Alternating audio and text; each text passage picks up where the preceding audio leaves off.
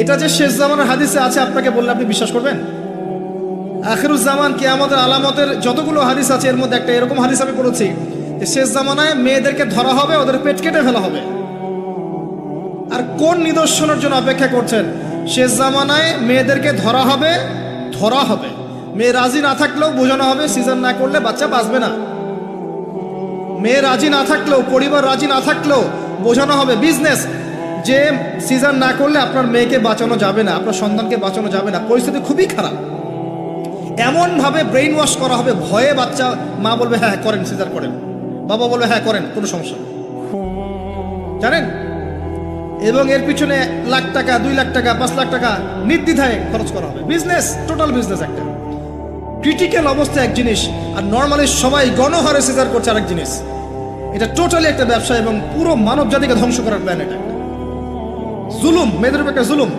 শেষ জামানে হাদিস এসেছে যে আখিরুজ জামানে মেয়েদেরকে ধরা হবে, মানে মেয়েরা ধরা দিবে না, ধরা হবে, পেট কেটে ফেলা হবে, এর ভিতরে যা আছে ওকে বের করে ফেলা হবে।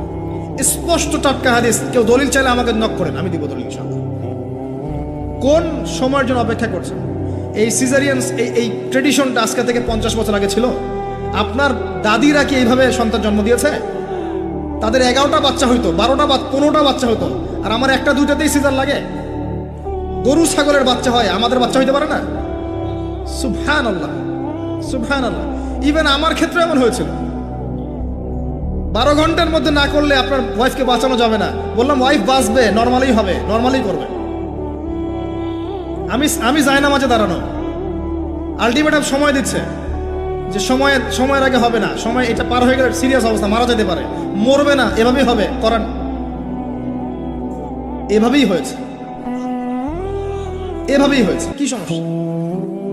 মানুষকে ভয় দেখানো হয় এখানে। আমি এই কথাটা এই জন্য বললাম যে যারা পুরুষ আছেন আপনারা এবং যারা সন্তানের বাবা হচ্ছেন, আপনারা আপনাদের স্ত্রীদের জীবনটাকে এভাবে ধ্বংসের মুখে ঠেলে দিন না, ওদের উপর এত জুলুম করেন না।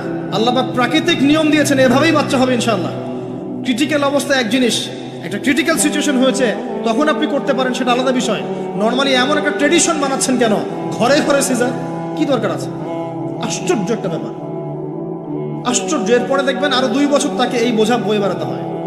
যাই হোক, হাদিসের মধ্যে আসেন, দাসী মনিবকে জন্ম দিবে, মানে দাসীর মতো আচরণ করা হবে পিতামাতার সাথে। এটা এখনকার সাইন। আপনি এই বিশ্বের দিকে তাকান, দেখেন কি হচ্ছে। আরেকটা ব্যাখ্যা কি হতে পারে? এটা আমি এখন করতে পারবো। এই ব্যাখ্যা আজকে থেকে 500 বছর আগে করা সম্ভব ছিল না। সত্যি সত্যি দাসী